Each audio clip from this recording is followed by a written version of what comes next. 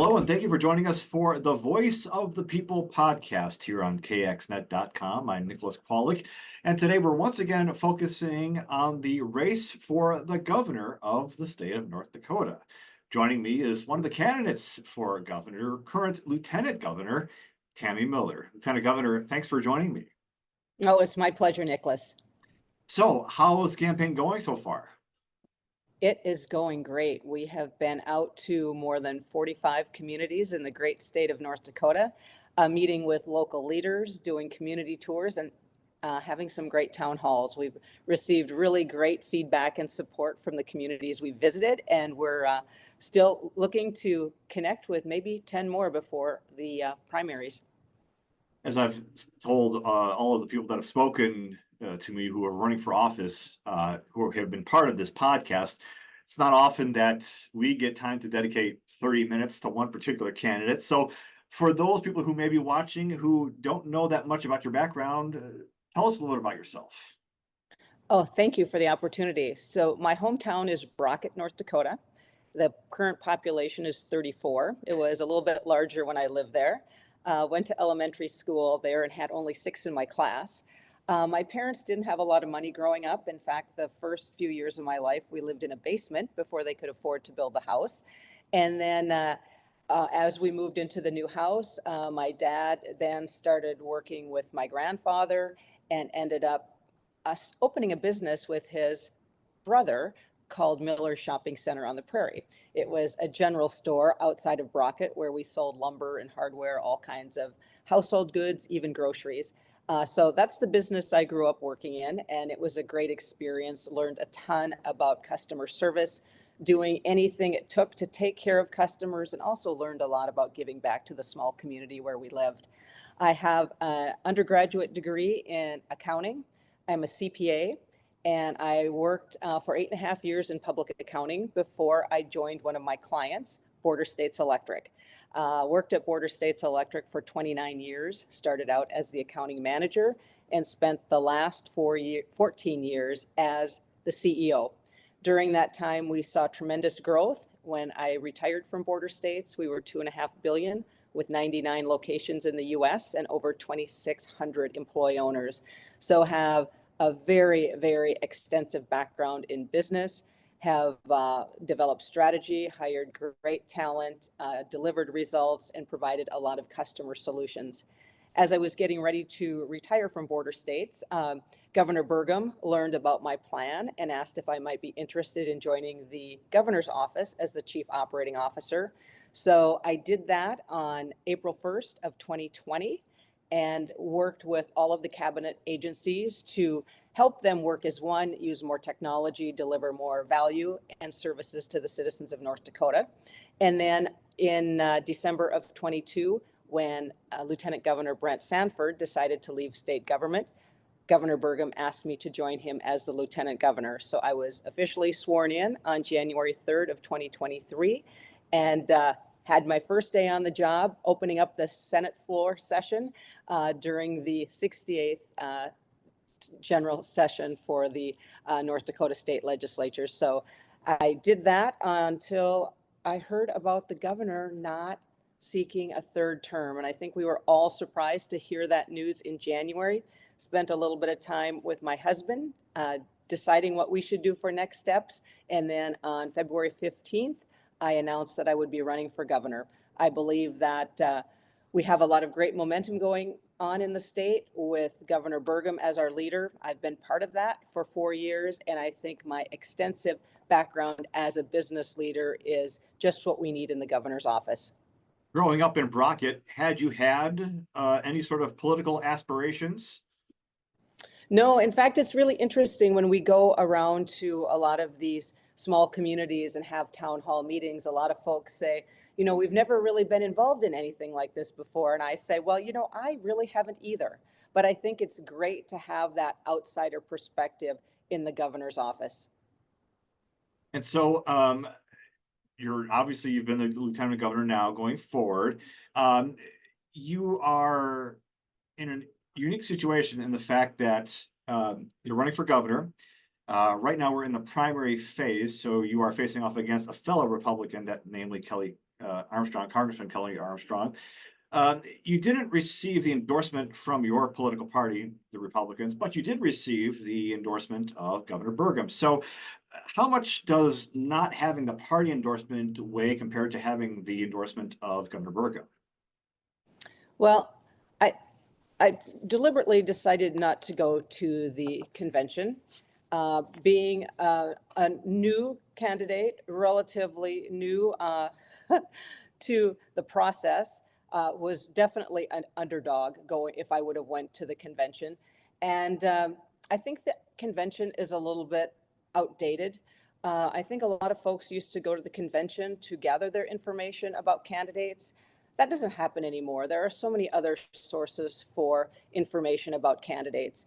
And the other part of the whole convention, the way it was handled this year, there were a number of candidates who really didn't abide by the endorsement. Candidates were going to participate in the primary with or without the endorsement. So I didn't spend any time on the convention. Instead, we spent our time going out to see the citizens of North Dakota. And I really think the model should maybe be looked at, and perhaps the convention should be after the primaries versus before the primary. And then I do think it is very, very valuable to have Governor Burgum's endorsement. He has been a very successful governor over the last 7 years. We still have a little work to finish with the governor before December, but has a very, very great track record as a governor and also as a very successful business leader. As you know, it's going to be a very interesting race for president. Namely, first, of course, we're focusing on the governor here today, but I want to focus on those North Dakotans that may sort of be undecided at this point, coming up before the primary. Some may choose to vote for the governor based upon how they align themselves with the former president or not. Some may choose to vote for governor based on the current president or not. So, to what extent are you working to identify yourself as just candidate Tammy Miller? Oh, it's candidate Tammy Miller very much supporting, 100% supporting Donald Trump. Uh, as a lieutenant governor working alongside our governor, I see every day the regulations that are being pushed on us from the Biden administration, and they are really trying to kill our energy and agriculture industries. We need to have a change in Washington, D.C., and we need to make sure Donald Trump is our next president. I think back to the time when Donald Trump was our president and how his policies were so supportive and effective for the state of North Dakota, especially as they related to energy and agriculture. We were so much more prosperous and we were so much more safe as a country too with Donald Trump in the White House. We need him for North Dakota, we need him for the United States, and we need him for international security. And is that how you might reach out to maybe some disaffected Democrats who may be unsure of how they're going to vote? Is relying on Donald Trump's legacy, or how do you do that? Well, we need to be looking at Donald Trump's position on policy, and that policy is so impactful for the state of North Dakota. I mentioned energy and agriculture, but we also should be talking about national security and the significant need to secure our borders, both the northern border and the southern border, to protect us from illegals as well as all the drugs that are flowing into our state and having a negative impact on our young people and our workforce. I want to get back to some of that a little bit later, but I want to also focus on, again, facing off against fellow Republican Kelly Armstrong. Now, we'll, of course, find out in June whom North Dakotans prefer as a Republican candidate for governor. But facing off against a fellow Republican, someone who has worked with Governor Burgum, how do you try to gain the upper edge without going too far? Well, I think my opponent has maybe gone a little bit too far, but that's another conversation. I think the real choice for the citizens of North Dakota is, do you want a career politician or do you want a proven business leader who has really delivered results for a large organization? I will bring all of that experience to the executive office in state government. And you mentioned you consider yourself a political outsider. So what advantage do you think that might bring to your campaign? Well, I will have a fresh look really at everything we do in state government, and I will look at a lot of the experiences that I had in private practice with border states, especially, and bring that experience to the governor's office. So, a lot of great experience with developing strategy, maximizing and stretching budgets, attracting and retaining top talent, solving problems for the citizens of North Dakota, and delivering results. I have great experience doing that with border states in the private sector, and I will bring all of that experience to the governor's office. And going back now, I suspect the answer, some of it anyway, might be the same.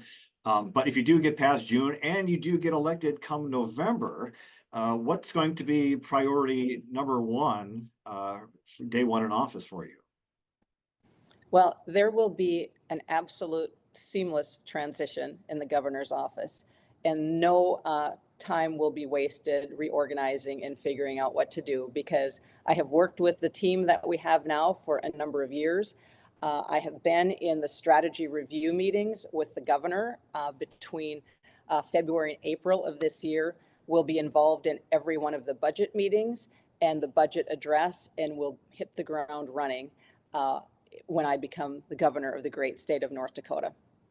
We will be getting ready for the legislative session, and one of the first priorities will be to eliminate the individual income tax. How do you reach out to those who may have not voted for, or bring back those who may have not voted for Governor Burgum his second time around? Well, I think a lot of it is just getting out and telling my story. I am a different person than Governor Burgum. I have a very different background growing up. My expertise has been more on the finance and accounting side versus technology. So I do bring some different perspectives to the governor's office than Governor Burgum. But I don't want to discount anything that Governor Burgum has done. He has been a great governor for the state of North Dakota, and I think more has been accomplished under his administration than with any other governor. While you have his endorsement, he hasn't campaigned with you at every moment. It's impossible because he's been doing other things. So when you are out campaigning, what are you hearing from the voters who you're trying to get to know better, that are saying, what are they saying when Lieutenant Governor, we want you to focus on this, we want you to focus on that. What are you hearing? Yes. So as I said, we have done, I believe, 45 or more of those community visits, and we are hearing a lot. Some consistent themes relate to workforce. We know that we have many jobs open across the state of North Dakota, and underlying workforce is what we call workforce infrastructure. We hear a lot about housing. We hear a lot about childcare. We're also hearing a lot about property tax as well as public safety. I mean, people are concerned about illegal immigrants. We were up in northeastern North Dakota a couple of months ago, and one farmer found illegals living in a grain bin on his property. We were in town hall meetings in Lakota and other communities where the sheriff's office has talked about apprehending illegals, calling in to ICE or Border Patrol, and being instructed to release them. So we do have a lot of issues to deal with illegals in the state of North Dakota if we want to maintain our quality of life. And you mentioned taxes. Could you speak about your stance on the proposed ballot measure for possibly eliminating property taxes here in North Dakota? Yes, in fact, that is something we've heard about in every single one of our community town halls, and we are not seeing widespread support. In fact, we're not seeing any support for the property tax proposal, although we are hearing from every citizen that we speak with concern about increasing property taxes, the need to reduce property taxes, and that is something we will work on. We did make good progress last legislative session with the $500 property tax credit and the enhanced homestead property tax credit, but we're hearing that that's not enough. In some cases, it didn't even cover the increases. So we need to do something. The proposed initiative is not the solution. we need to maintain local control on property tax versus moving that to a bunch of bureaucrats in Bismarck. What we really need to do is bring folks from across the state together, just like we did in private industry, bring folks together to solve a problem. We need to help communities with their budgets. We also need to look at all of the exemptions that we have in place. Some of them might be outdated. Maybe we need a change. We probably wouldn't have the same exemptions if we started over. And then we also need to look at red tape. There's a lot of red tape for local governments. We were, again, at a community visit. A county commissioner said, I just built a shop on my farm for $75,000. We're trying to build the exact same facility for the county, but with all the red tape, it's going to cost us $200,000. You also mentioned workforce. Of course, it's no secret that there are a lot of open jobs still. We're a couple of years now past the end of the pandemic, and I know there've been some initiatives out of the governor's office to try to maintain. Of course, the workforce agency has a lot to do with retaining. So, how are you foreseeing your plans actuating when it comes to not only bringing more people into work here in North Dakota, but getting them to stay? Yeah, well, there are a number of opportunities, and the first one that we will be working on is eliminating the individual income tax. We are fighting every day for workforce, for talent from other states. They can easily work in other states with zero income tax. It also has a bearing on businesses that are looking at relocating here. Even though the business doesn't pay individual income tax, they know it impacts the workforce, and it is a significant issue for new businesses moving here as well. Another area is retirees. We're hearing every day that retirees are going to South Dakota, Tennessee, Florida, Texas, etc., to avoid individual income tax in retirement. So some of those areas will certainly help workforce, especially young people who are wanting to move to North Dakota to work in the oil fields. Another area that we're working on is housing. We talked about housing. That's going to be a big issue to attract workforce. We have heard on many of these community visits that, they might be recruiting a teacher or two, and they have them just about ready to say yes to coming to North Dakota, and then they won't be able to find housing. So we need to work on the workforce infrastructure as well as we look to fill those jobs. Some of the other areas are getting folks in the workforce quicker. We need to do more in the areas of career and tech ed, and we're making good progress there with the 13 new career academies that we have in the state of North Dakota. That will impact and hopefully create more awareness for our young folks who are in the state, expose them to those jobs, get them trained up quicker and in the workforce a lot sooner for all of us. Being in business and working in the private sector now for years before coming to the office of the governor, what's one thing that you've kind of observed from the sidelines, or perhaps frustrated you, that thought, boy, if I was governor, this would be something that I would try to get changed right away? I think there are a number of items that relate to the pace of doing business. And I think a lot of folks who have been in state government for a long time just accept it. And it's been really fun as an outsider to look at the pace of government opportunities to streamline, use technology, and just be more effective and more responsive to the citizens of North Dakota. We did that all the time in private industry, and I think we can bring that to state government and increase the speed and reduce the cost of delivering our services. And obviously, a lot of businesses, have their struggles here among all kinds of issues they run into, whether it's the red tape or taxes or inflation, as we all are experiencing right now. So if in fact you are elected governor and you get to make that phone call to President, whoever it is, what's going to be the first thing you're going to ask them for help on? Well, we do need to make sure we have a change in Washington, D.C. So let's make sure we're getting out to vote and voting for Donald Trump.